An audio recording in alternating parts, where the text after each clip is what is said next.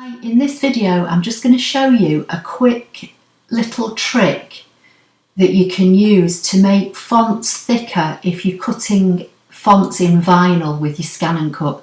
Somebody asked in our Facebook group recently how could you make a font thicker because they'd tried cutting it from vinyl and I think it was ripping or tearing because it was quite thin. So this is a quick trick that I've used in the past, and I just thought I'd pass it on. So I'm going to choose this font here, which is the second on the left. This is quite a scripty type font. And I'm just going to double click to get the flashing cursor, remove the word text, and then I'm just going to type happy. And then click anywhere on the page so that the word is selected.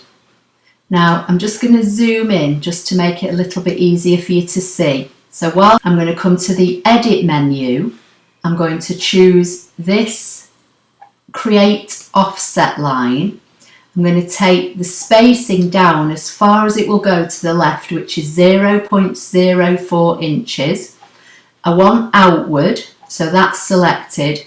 This box here under options, create an offset line only around the outer edge, is normally ticked by default. So you need to untick it so this box is empty. And then everything else I'm going to leave the same, leave as is and corner tight round.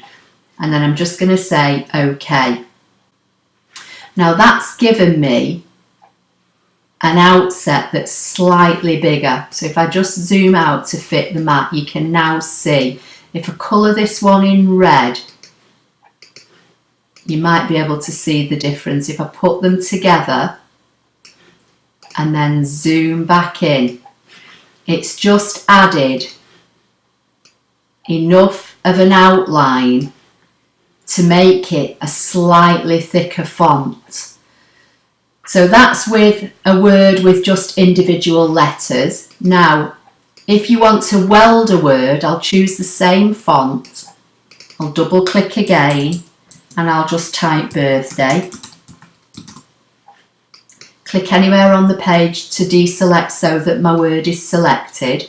And then while this is selected, I'm going to right click and hit divide.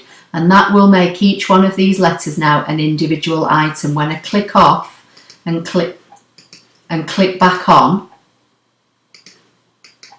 these are now individual letters, so I can move these all independently now. So if I click the I and then scoot it over with the arrows on my keyboard, again I'll zoom in just so you can see. I'm going to bring this over and overlap that. And then again, if you hold the shift key down and use the directional arrows, I'm using the left directional arrow, it will move this over in bigger chunks, and then you can just let go of the shift key and move it to make it more precise.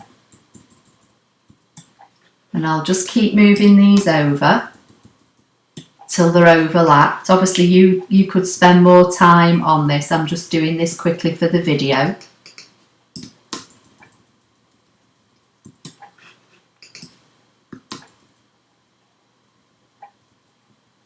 Okay, I'm going to drag an imaginary box around everything to select it all.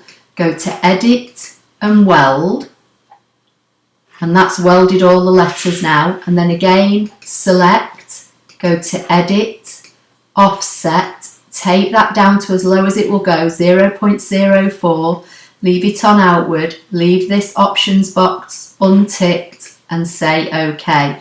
And then again, it's given me the bigger outline. So if I just make that red to make it easier to see, you can see now that that's got slightly thicker lines.